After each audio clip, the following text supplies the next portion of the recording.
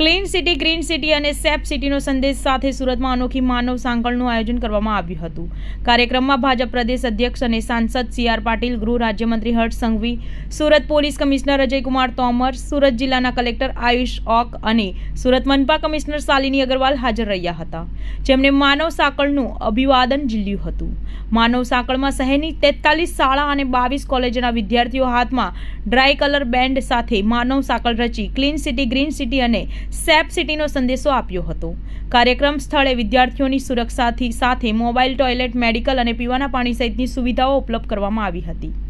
આજે સુરત શહેરમાં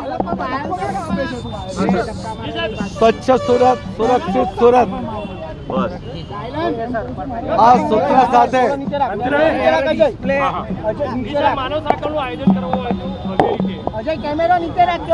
બંધ કરીને ભાઈ તારો સ્વચ્છ સુરત, સુરક્ષિત સુરતના સૂત્ર સાથે સ્કૂલના વિદ્યાર્થીઓને અને સુરતના શહેરીજનોને જોડીને જે રીતે માનવ સાંકળનું આયોજન કરવામાં આવ્યું હતું અને માનવ સાંકળમાં 15 કિલોમીટર લાંબી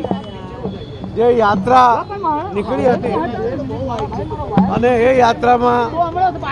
અમારા રાજ્ય કક્ષાના ગૃહમંત્રી શ્રી હર્ષભાઈ સંઘવી, સુરત શહેર ભારતીય જનતા પાર્ટીના પ્રમુખ શ્રી નિરંજનભાઈ જાજમેરા, ધારાસભ્ય શ્રી સંદીપભાઈ, આદરણીય police commissioner Shri municipal commissioner Shri, collector Shri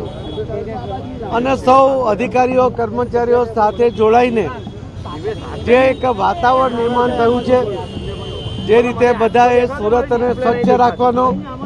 અને સુરતને સુરક્ષિત રાખવા માટેનો જે સંકલ્પ કર્યો છે, એ સંકલ્પ આજે ખરેખર ખૂબ જાગૃતિ આ માનવ સાંકળને કારણે આવી છે અને આદરણીય પ્રધાનમંત્રી નરેન્દ્ર મોદી સાહેબની જે ઈચ્છા છે, જે જનજાગૃતિ ફેલાવીને સ્વચ્છતા તરફ લઈ જવાનો એમનો જે પ્રયત્ન છે, એ